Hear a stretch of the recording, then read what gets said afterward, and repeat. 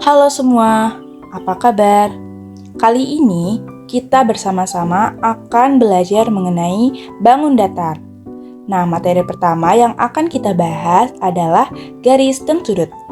Oke, jangan lupa siapkan alat tulis kalian dan mari kita mulai belajar. Ada beberapa materi yang akan kita bahas pada video ini. Yang pertama ada materi titik, kemudian ada materi garis, dan yang terakhir ada materi sudut. Titik adalah bagian terkecil dari objek geometri. Titik ini tidak memiliki ukuran dan hanya berfungsi untuk menentukan posisi. Nah, biasanya titik itu ditulis menggunakan huruf kapital, seperti contoh berikut. Di sini terdapat titik A, lalu kemudian ada titik B, dan titik C.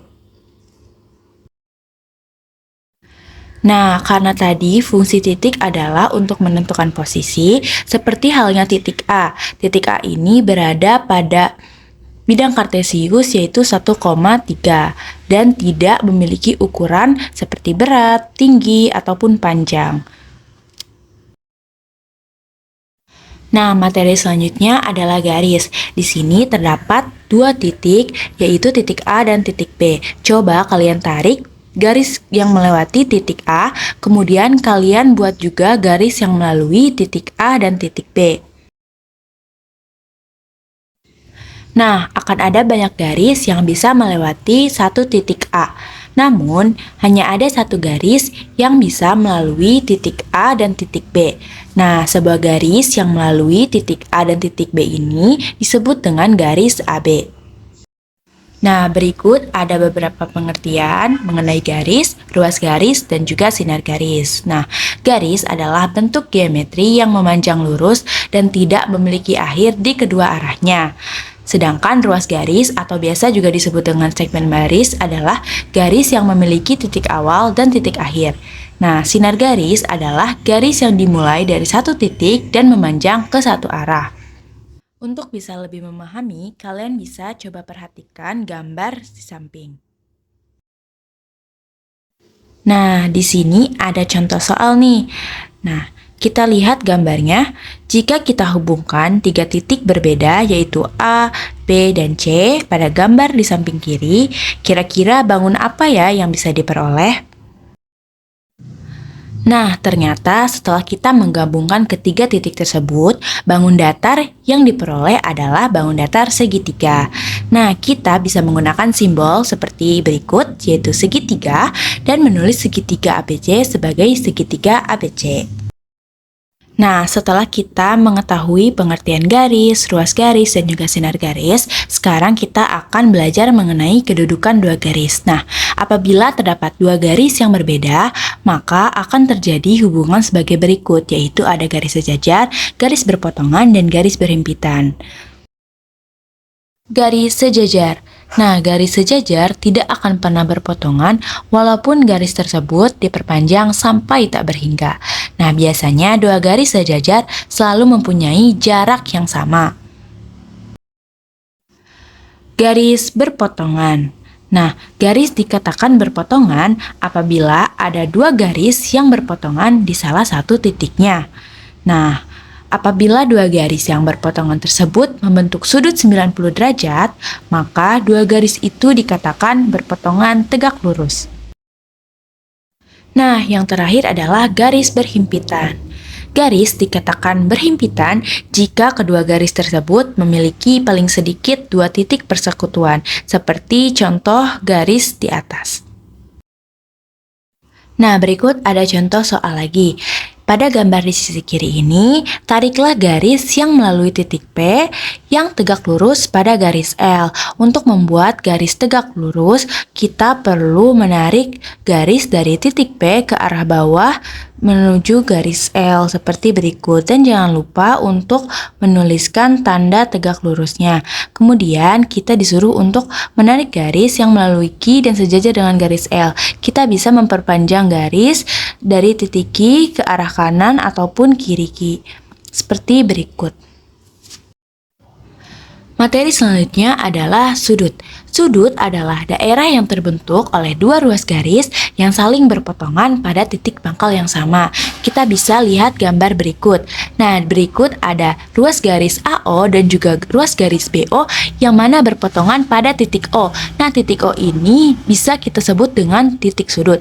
Nah, kan terlihat bahwa ada daerah yang terbentuk dari dua ruas garis tersebut. Daerah tersebut kita namakan dengan sudut. Nah, untuk pemberian nama sudut, kita bisa menuliskan dengan sudut O ataupun sudut AOB atau dengan sudut BOA.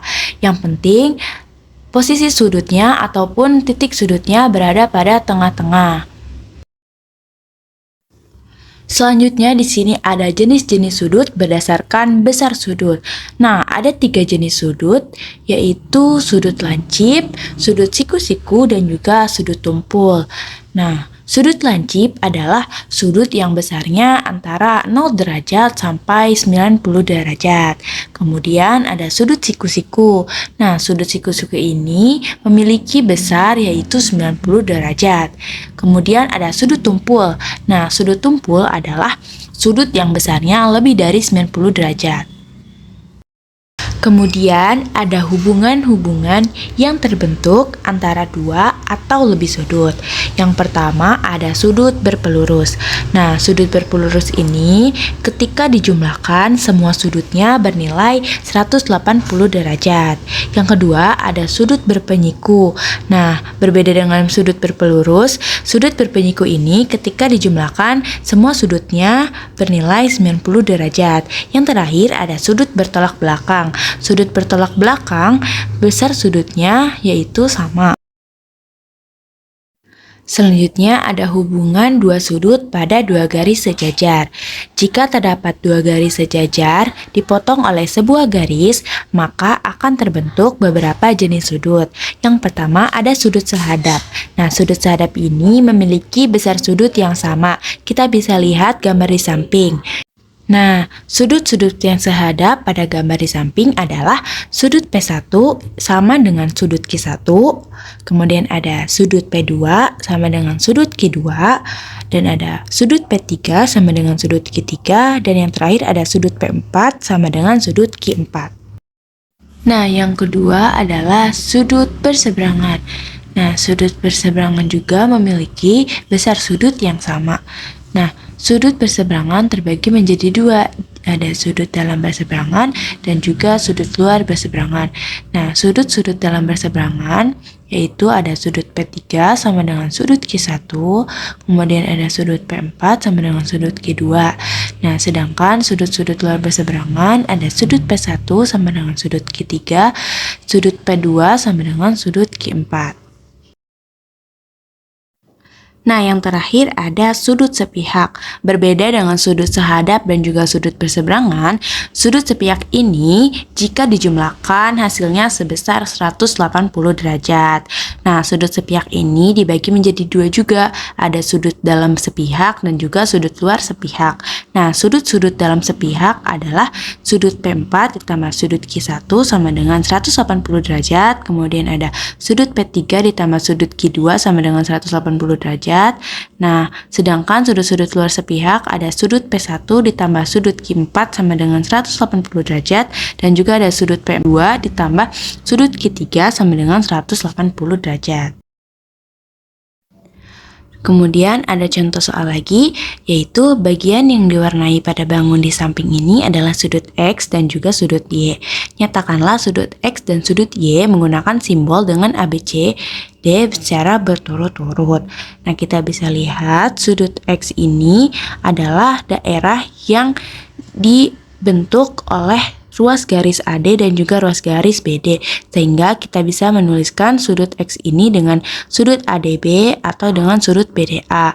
Berbeda dengan sudut X, sudut Y adalah sudut atau daerah yang terbentuk oleh ruas garis AB dan juga ruas garis BC, sehingga sudut Y ini kita bisa sebut dengan sudut ABC ataupun sudut CBA. Contoh soal yang terakhir, seperti pada gambar di samping ini, garis AB dan CD berpotongan di titik O. Jika sudut AOC sama dengan 50 derajat, tentukan ukuran sudut COB dan juga sudut DOB. Nah, kita bisa lihat di gambar bahwa sudut AOC bertolak belakang dengan sudut DOB. Ingat, sudut yang bertolak belakang memiliki besar nilai yang sama, sehingga sudut DOB bernilai 50 derajat. Kemudian, untuk menentukan sudut COB, kita bisa menggunakan sudut berpelurus di mana ketika dijumlahkan, hasilnya adalah 180 derajat. Nah, karena sudut AOC ditambah sudut AOD sama dengan 180 derajat, maka sudut AOD sama dengan 180 derajat dikurangi sudut AOC. Nah, karena sudut AOC tadi sudah diketahui bahwa 50 derajat, maka sudut AOD sama dengan 180 derajat dikurangi 50 derajat. Dan sudut AOD sama dengan 130 derajat. Kita bisa lihat lagi di gambar bahwa sudut AOD bertolak belakang dengan sudut COB, sehingga sudut COB bernilai 130 derajat. Sampai di sini pembahasan bangun datar materi garis dan sudut. Sampai jumpa di video berikutnya.